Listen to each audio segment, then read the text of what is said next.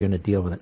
But first, you have a new book Back in the Game, One Gunman, Countless Heroes in the Fight for My Life. We know the basic story, but let me ask you a question. This guy fires off a round. Bullets how big? .762 caliber. A big bullet? Big bullet. Okay. You're hit. Walk us through that, the moment you were hit, what you thought, if you felt it, what was going through your mind, were you conscious and so forth? Well, initially I was stunned because we're on a baseball field. You're not thinking about gunfire. But as soon as I was hit, I went down and my legs gave out. And I could hear more gunfire. So I knew what was going on, but you're still trying to process everything. And so the first thing I'm thinking, I never saw the shooter, but I could hear where the fire was coming from. It was around third base, and I'm playing second. So I start just crawling away. I start crawling to the outfield to get away from. Are you in pain then? The gunfire. I'm in almost like a numbness. And I'm not feeling the true pain that I probably should have felt because knowing what that bullet did, the massive internal damage, I didn't quite feel all of that. I'm just kind of in a numbness trying to get away. So I crawled probably about 20 feet and then my arms gave out. In fact, in the book, we have a picture of a blood trail that somebody took that shows you how far I crawled before ultimately my arms gave out. And then at that moment, I just started to pray. First thing that came to mind, I said, I'm just going to pray and put it in God's hands. And believe me, God performed miracles that day, but he gave me an unbelievable sense of calm. Once I started praying, it was almost like everything around me just kind of went into a background noise, and I'm just in a one-on-one conversation with God at that point. You found peace? True peace. How did you get from the baseball field to the transport to get you to the hospital, and were you conscious during most of that? Well, right after the shooter went down, and to me it seemed like an hour. It was maybe a matter of 7 minutes that the whole shootout happened. And as soon as the shooter went down, Brad Wenstrup, a colleague of mine from Ohio, and he's a doctor, but he's also he was a combat surgeon in Iraq, and he was watching me the whole time, and he immediately came over and looked at where the damage was, put a tourniquet on to stop the bleeding. And my trauma surgeon told me later I wouldn't have made it to the hospital if not for that, for what Brad did. And then there was a few minutes of everybody, colleagues of mine, kind of coming around tending to me, and then an ambulance finally got there, and they transferred me initially to an ambulance. That's kind of when I started to go out, to kind of fade out. And then at some point, the ambulance is leaving, sees a helicopter coming, and it's 7:30 in the morning in Northern Virginia. As you know, I would have never made it to George Washington Hospital, which is where they were going to take me. I would have bled out. So then they go to where the helicopter is landing on the ball field, and sure enough, the helicopter had come to transport me away, and they put me on that helicopter, and 4 minutes later, I'm in the emergency room over at MedStar Hospital. And again, I kind of was out and unconscious by the time I got on the helicopter, but I was starting to fade prior to that, wondering, am I even going to make it? How many operations have you gone through? Gone through nine different major surgeries.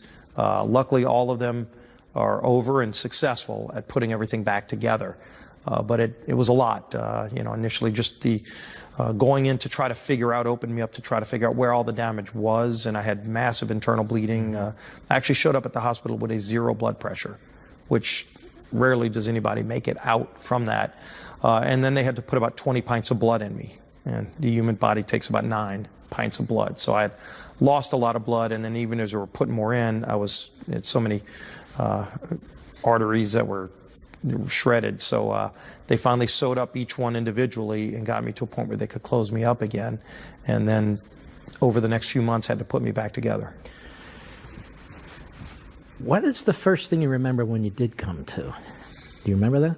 Yeah, when I came to, it was 3 days later. I didn't know. For all I knew, it was maybe a few hours later.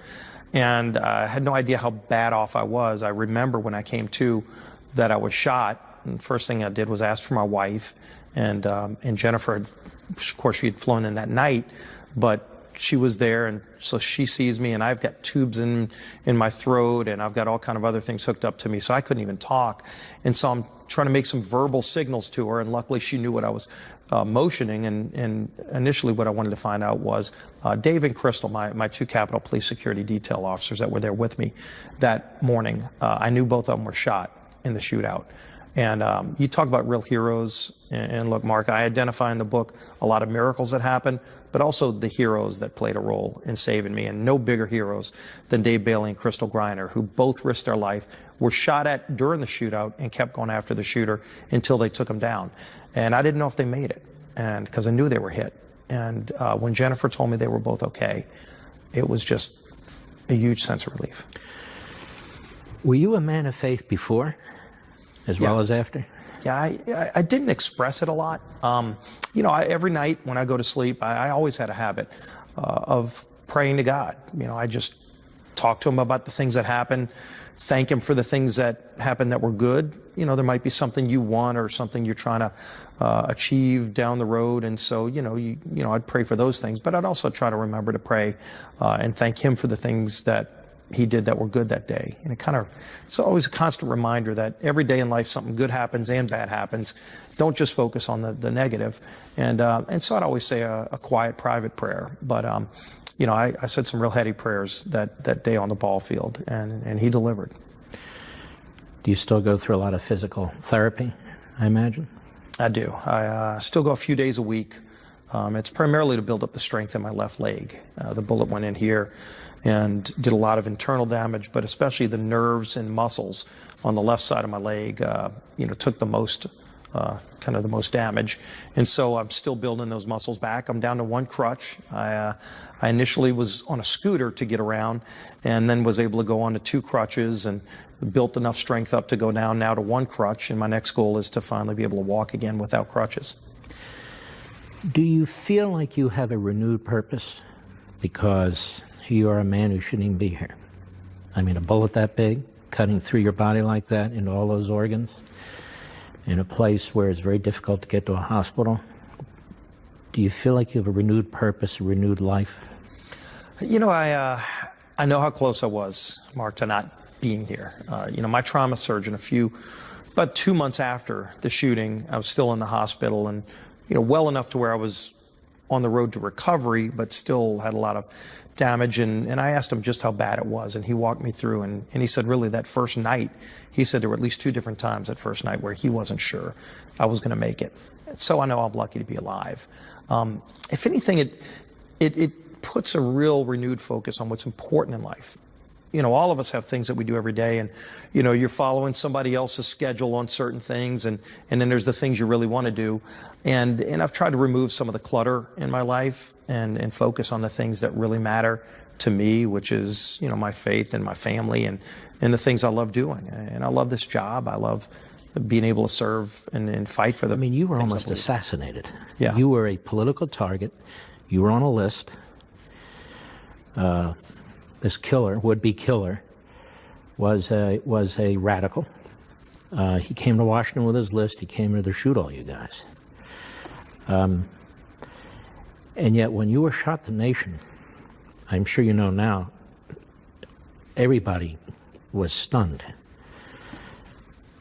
And then a week goes by, 2 weeks go by, a year goes by, and we're at it again, at each other's throats. Things are said about the president. Things are said that you really wonder with the tone. I'm not saying aggressive political debate, but when you're calling somebody Hitler and a racist and Nazis and stuff like that, isn't that playing with fire? Yeah, I do think that rhetoric needs to come down. And you know, we all ought to be able to disagree with each other. And, you know, where we have a political debate, you ought to fight for the things you believe in because they're critically important. You ought to respect that somebody else that's having a different viewpoint. It doesn't mean that they're evil or that they have ulterior motives. It's just maybe they just see the world differently. But you shouldn't try to make those differences personal. And I do think we've gotten to a point where it's definitely ratcheted up to a point where I think we need to try to calm it down. And, you know, it seems to me, when somebody calls somebody Hitler, well, we know what Hitler was, or a racist. In other words, it's not, you know, I disagree with this guy, as you point out, this guy, he's way too to the right or something. But you're using characterizations that you intend to be provocative. After this assassination attempt on you, that this is utterly and completely irresponsible to me. And I'm just telling you, Congressman, I turn on the TV, I see this all the time. You see it too, right? Yeah, you know, and I mean, like you said, I mean, when you're using something that radioactive, I mean, Hitler is a man who literally killed millions of Jews based on the fact that he wanted to annihilate them all from the face of the earth. I mean, that is as pure of evil as you can get, and nobody should be compared to him. But at the same time, you know, you see that they almost seem to try to desensitize it, as if you disagree, it's okay to call somebody something that evil these days. And we all ought to be standing up against that and saying, hold on a second, look, if we disagree, let's at least be honest about why we disagree and try to win the argument. You know, Margaret Thatcher said, you know, first win the debate, then win the vote, which means if you're losing the debate, you don't go and threaten the other person physically or try to call them a racist or a Nazi. You try to maybe make a better argument. And these days it almost seems like the cop-out is just go say something so vitriolic that you try to shut down the debate.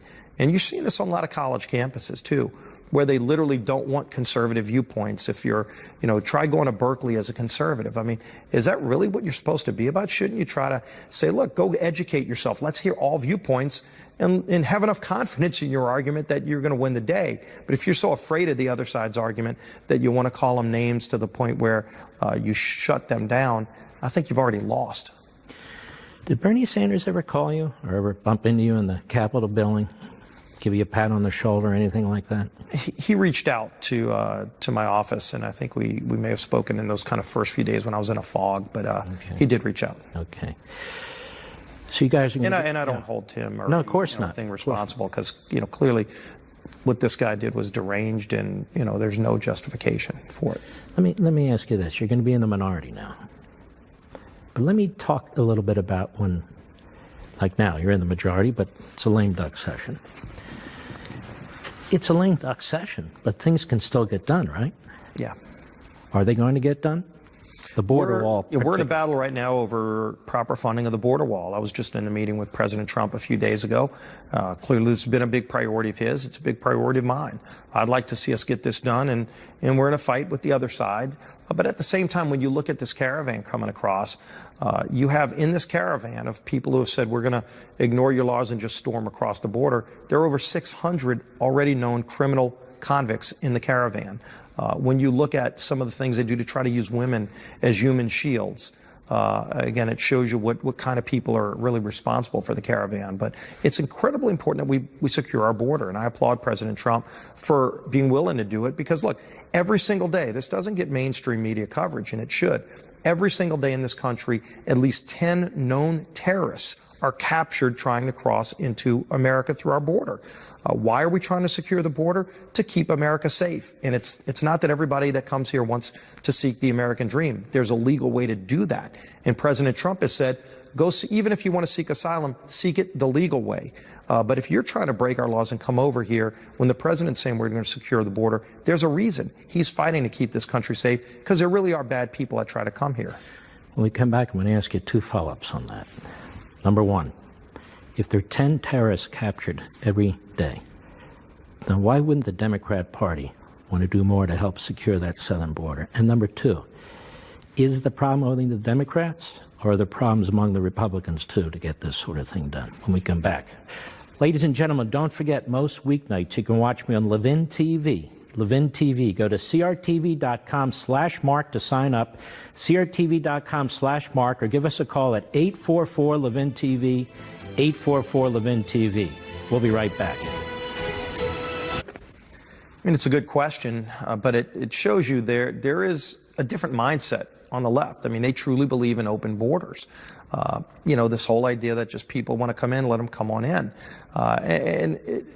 Again, you can look at real numbers to know there is a legal way to come here. By the way, Mark, we are the most generous nation in the world. Anybody that thinks we don't let people into our country, we let 1 million people into our country legally every single year. By far the most generous in the world.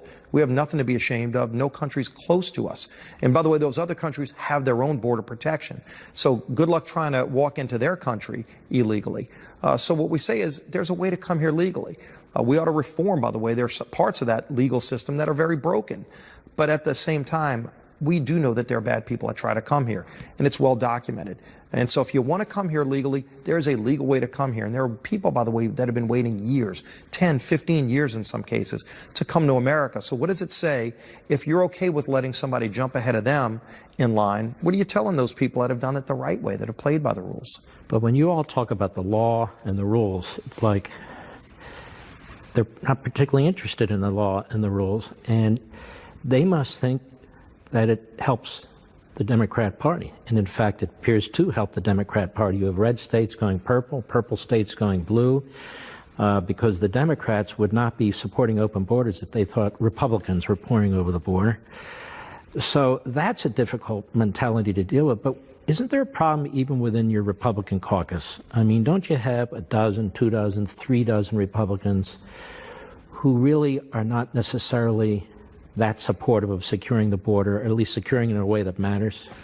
Well, you know, we don't have a consensus completely about how to properly secure the border. Most of our members have voted in one way or another to secure the border, which includes building the wall. The difference is that you just have no support, not one Democrat. We brought 2 different bills on the House floor in the last few months to secure the border. We had over 220 Republicans voted yes. Not one Democrat voted yes. And so clearly the mentality on the other side is not to support securing the border. A lot of people talk tough, but when it comes time to actually vote to secure the border, they're not there. And even Americans who aren't maybe where you and I are on immigration law would still say at a minimum secure the border.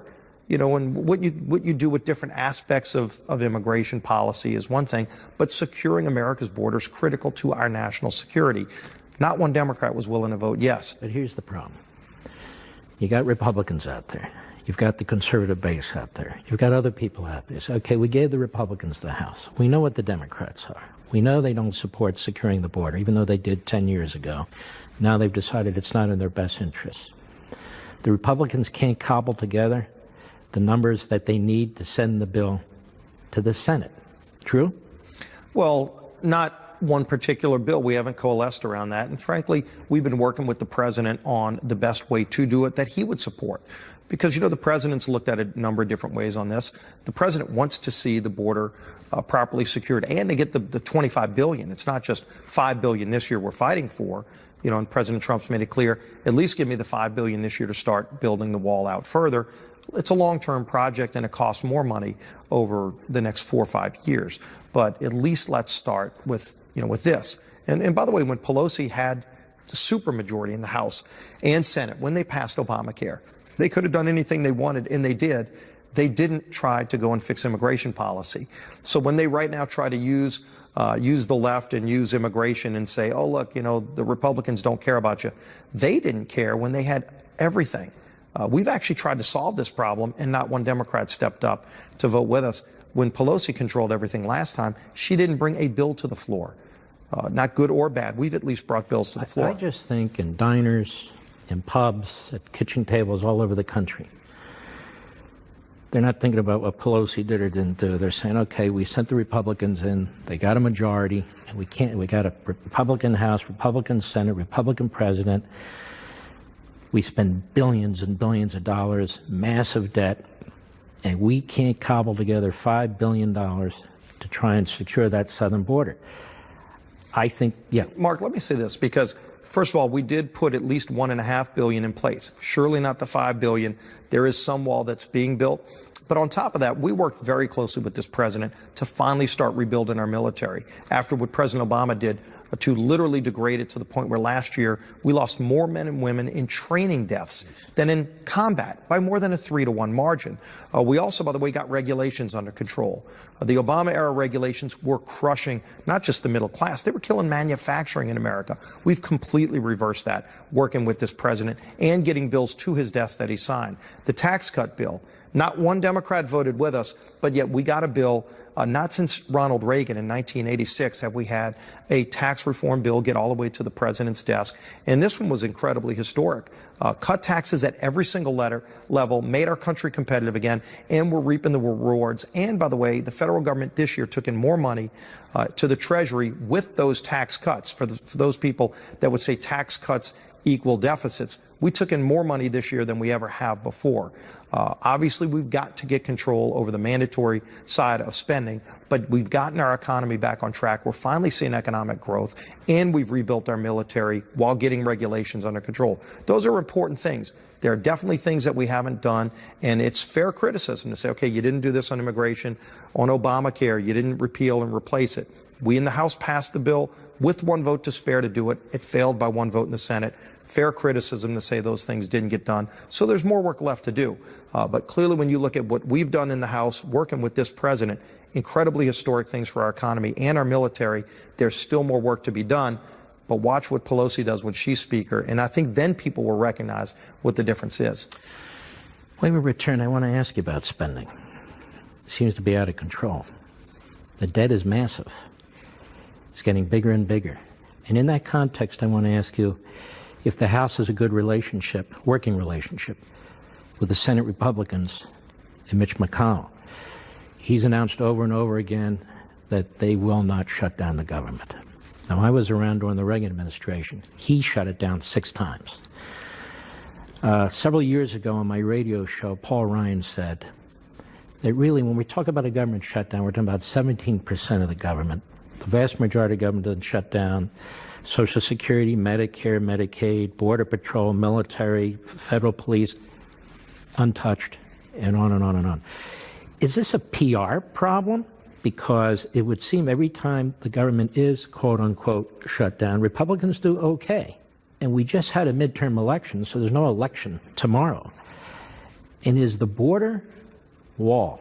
Nick Ayers tweeted Sunday that he will be stepping down from his position and leaving the Trump White House at the end of the year.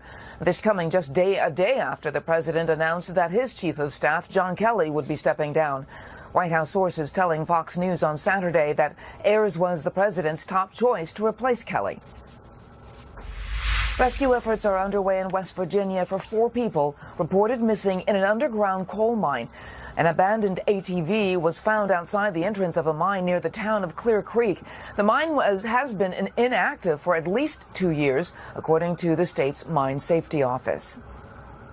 I'm Lauren Green. Now back to Life, Liberty. The United States says, look, I've been asking for this wall money, $5 billion now, every year I've been president, and then I'm stuck with this attack that I'm not holding up my promise, and this year I'm really going to put it to you.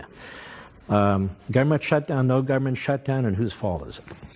Well, the president's made it clear that he wants $5 billion for the next year to secure the border. It includes wall funding, but it also includes a lot of other things that the president's been asking for, more technology to make more effective use of our Border Patrol agents, to give them more of the tools they need to be safe in carrying out that mission. Look, we just saw with this caravan, they were trying to attack, and in some cases attacking our Border Patrol agents, throwing rocks, throwing other things at our Border Patrol agents, at law enforcement. And so the threat is real, and the need to secure our nation's borders is real. If Chuck Schumer wants to shut down the government because he doesn't want to secure America's border, that's a fight that he's going to lose. And he's lost one of these shutdowns before. So, at the end of the day, we need to secure our border, and the American people, again, regardless of where you stand on immigration policy, most Americans believe we ought to secure the border. Does the House Republican leadership get along okay with the Senate Republican leadership? I expect you to say, oh, yeah, it's swell. But is it really swell? We have different approaches to how we do things. We have different rules. And I've been critical in the past of the 60-vote rule in the Senate, especially on appropriations bills, and they'll say, well, that's Senate policy, that's Senate business. The thing is, we've got so many bills that we've sent over to the Senate that we passed with a majority vote. And by the way, a lot of those were tough votes to pass because not one Democrat would vote with us, and we still got it done. And when not one of those bills can get it through the Senate because of that rule, it really makes it hard for us to follow through on the things we want to see done. But at the end of the day, those are the rules we've got to work with. And so we still can work together to get big things done. And a classic example of that is the tax cut bill. Now, you said we've had more tax income than ever before in American history with the tax cut. But we're spending more and borrowing more than ever in American history. And people look at this and they say, we're not even making really any progress. It's barely even talked about, even Republicans on Capitol Hill. We hear the Senate say we have a great bill. We're going to get it passed and on the president's desk. Now, last year when that happened, it was a massive spending bill, but he wanted to protect the Defense Department, which has been, as you said, was eviscerated under Obama. The president shouldn't really be given that choice, should he? Either fund defense or massive new debt. Where is this coming from? Yeah, Mark, no president and no Congress should be in a position of saying, do you properly fund defense or do you balance the federal budget? It's a false choice. And in fact, one of the very few constitutional responsibilities we have as members of Congress is to fund our national defense. And you've highlighted this so many times, so well over the years, on what the Constitution is really all about. If you look at what's driving our debt, we spend probably 90% of our time talking about the discretionary side of budget, which includes defense. If you eliminated the whole Department of Defense, you'd still have a deficit. So don't act like that's the problem in Washington. 2/3 of our spending in Washington is what's called mandatory spending, things that we don't even vote on. It's Medicare, Medicaid, Social Security, and Obamacare. And think about this. In one bill that we passed to the Senate last year with only a 51 vote requirement, the repeal and replace of Obamacare, we repealed Obamacare, got rid of that, actually put in place reforms to lower premiums, put you in charge of your health care, protected people with pre-existing conditions. We did all of that, and we turned Medicaid, which is one of the most broken forms of health care, we turned Medicaid over to the states to run, and we put Medicaid on a budget. We didn't cut Medicaid spending like Democrats would say. We just slowed the growth. So only in Washington, if you were going to get an 8% increase and you get a 3% increase, you still got an increase and they call it a cut.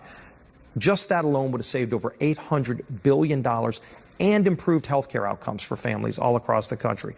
Oh, and by the way, Medicare, if we do nothing, if we don't touch it, it's set to go bankrupt in 8 years. I think that would be irresponsible to let it go bust. We have a plan, by the way, to save Medicare from bankruptcy.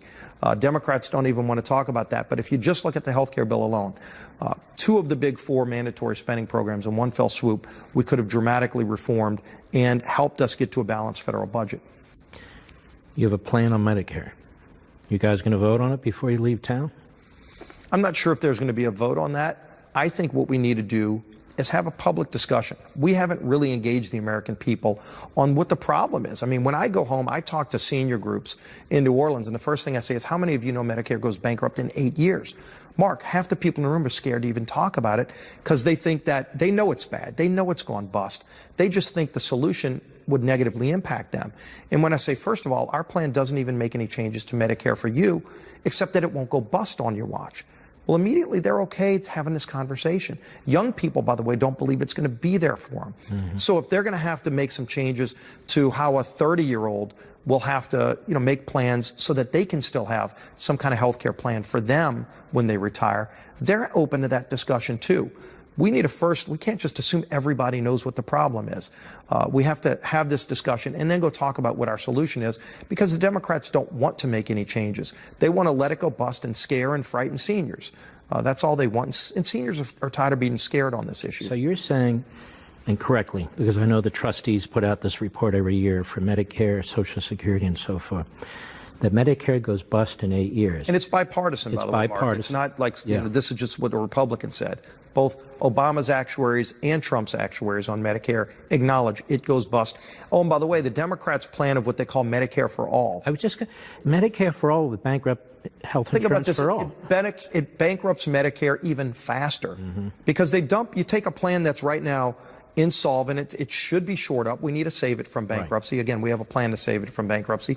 They put 200 million more people on a plan that's going bankrupt, so it goes bankrupt faster. Seniors don't want that. And oh, by the way, the Democrats' plan also eliminates private health insurance that you get through your company, which, by the way, most people who get private health insurance get it through their employer, and they like that health care. They'd be ready to block it. We'll be right back. San Francisco's well represented, New York City's well represented, Baltimore and so forth. Got a big center of the country that really isn't represented by a lot of these chairmen of these various committees. And they've made it abundantly clear that they have as their purpose to expand the welfare state, to drive up the debt further, to drive up spending further, and to drive this president from office. Is the Republican caucus ready to really duke it out? we're ready to go to battle. And look, this is a battle for the direction of our country and for this president to be able to continue following through on his promises. I think one of the best things about the Trump presidency is that he's actually doing the things he promised he would do during a campaign. That's refreshing. That's also the reason that they hate what he's doing, because he's going after the leftist mentality that they put in place under Barack Obama. And so when you look at what their agenda is, they weren't real clear in a lot of those swing districts, Mark. There's only 3 districts that they flipped that Hillary Clinton won. So the bulk of the Republicans that lost to Democrats that gave Pelosi the majority were in places where Donald Trump actually won when he was on the ballot. And so it's going to be a real delicate balance for them. Their very first vote as a member of Congress is going to be for Nancy Pelosi as Speaker. And many of them promised that they wouldn't do it. So eyes are going to be real clearly focused on that very first vote. Did you break your bond to your constituents on day 1? But even on day 2 and 3 and 4, when she's bringing radical bill after radical bill to abolish ICE, they want to get rid of our interior border patrol agents. This open border mentality, Medicare for all, where they eliminate private health insurance and help bankrupt Medicare. And then let alone all this personal stuff where they want to keep going after the president and ultimately go to impeachment. As they go down that kind of leftist agenda, that's not where middle America is. That's not where a lot of those seats that they flip from Republican to Democrat are. Are you guys ready to organize on these committees and battle them inch for inch, territory? We absolutely need to. Look, I was there on the Energy and Commerce Committee. I'd just gotten on the committee as a new member of Congress in 2009 when they started moving through Obamacare. Go look at the popularity of Obamacare at the beginning. When it was introduced, it was very popular. And then ultimately we exposed so many different pieces of that bill that were going to destroy your relationship with your doctor, that were going to jack up the cost of health care. We laid it all out. It wasn't a mystery. And we did that in committee, where the work is actually going to be done on the House floor, where you've got to do battle to the point where when the bill passed, it was unpopular with the American people, and it's remained unpopular because it's bad law. But ultimately, we've got to have that kind of same mentality to go and battle them, again, in the marketplace of ideas. Show why their ideas are bad and why we have better ideas. I just feel in the committees, they seem to strategize together. They seem to be organized. They can be very obnoxious when they want to, so forth. They obstruct. I'm not saying Republicans should do the same thing, but I just hope they're prepared to organize within each and every one of these committees, because the Democrats in the minority seem to know what to do with the minority. Sometimes the Republicans in the minority don't seem to know what to do in the minority. That would be something that would concern me. So there's at least thought or talk. Well, it's been, and remember this, it's been 8 years since we've been in the minority. Over 70% of our conference, Republican House members, never served in the minority. So for a lot of people, this is going to be their first experience. And I hope they don't like this experience. I'm not going to like it, because I've seen what it's like when Nancy Pelosi's Speaker and the kind of agenda she moves through. Mm-hmm. The difference is now we have a president working with us to help highlight just how radical their agenda is going to be. And we've got to do a better job, Mark, of explaining to the American people what we stand for and contrast the difference. No, that's right. Don't forget, folks, most weeknights you can watch Levin TV. Levin TV. Just go to crtv.com/Mark and sign up right there. Join our wonderful group there. That's crtv.com/Mark, our conservative community. Please join us or give us a call at 844-LEVIN-TV. Economy, that was the main focus, because the economy is still doing really well. The thing is that wasn't enough. And frankly, the Democrats did a good job of going out and lying, I would argue, and in fact, they were lying about the fact that we were trying to take away pre-existing condition coverage, but that's where they went. They tried to put people on defense, and they had a lot of money behind that, too. They heavily outraised us. Their base was very motivated. I'll say this, when the president got engaged, we actually did really well in terms of bringing our base to a higher level of turnout, too. And typically an off-year election doesn't do so well on turnout. We saw very high percentage turnout this time around, but ultimately, I do think that our message wasn't sharp enough. It wasn't just enough to be for the economy. I think we should have gotten into a more direct back and forth on health care, because what they said wasn't true. But if you're not out there pushing back, then the myth becomes the fact. Interestingly, in some of these districts, relatively Republican districts, maybe marginal, where you had candidates running away from the president, many of them got blown out, didn't they? Well, you know, if you look at, I'll just use the Senate since some of the House races, you know, can go back and forth. If you look where the president went to flip Democrat seats to Republican, you know, Missouri is a real good example. If you look at what happened in Indiana, North Dakota, I mean, you had a lot of opportunities, or South Dakota, where the president directly got engaged and ultimately flipped the seat from Democrat to Republican and helped increase turnout at the same time. Even in Texas, you know, he and Ted Cruz didn't necessarily get along with each other during the Republican primaries, but they sure came together. And Senator Cruz voted for Kavanaugh and helped the president get his judge nominees through. And so the president came down and helped support Ted Cruz. You look in Florida, Ron DeSantis, a colleague of mine, wouldn't be governor today if not for the direct involvement over and over of President Trump going down to Florida and also helping Rick Scott along the way. So what does this tell you? You know, I still think when the president gets directly involved, he is incredibly popular. You would see, I was in Houston doing some events the day after President Trump came to Houston to do a rally for some of our members down there that were having tough races. They filled the Toyota Center. I mean, there were probably 15,000 people in the arena and another 15,000 outside, knowing they couldn't get in, but just wanted to be there, which tells you the enthusiasm for this president has never been higher.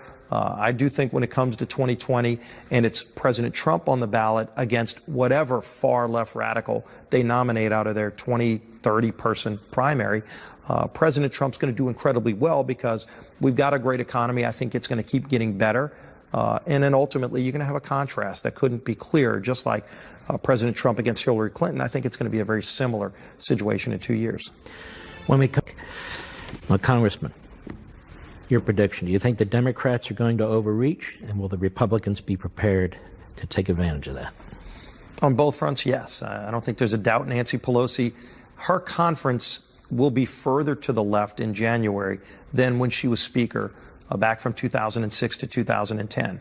You can just see how far left they've moved in that short of a period of time. And so I think there's no way that she avoids overreaching. And again, we have to make that sharp contrast with President Trump on the ballot in 2020. I think he gets reelected and we take the House back. And isn't your group more conservative now? You've lost a number of these so-called rhinos. And wouldn't she also be laying out there perhaps 36 Democrats who won in relatively Republican districts? Yeah, there are a lot of opportunities that we're going to have to show the differences, and we need to do that. We need to be ready to, and I think we will be. We have to recruit really, really good candidates. You can't just run against somebody who's bad. You got to put up a really strong candidate, and I think we'll have a lot of people willing to step up and be a part of retaking the House and working with this president again to keep putting real conservative reforms in place that'll be long-lasting to turn this country around. So you're telling the viewers the Republicans are ready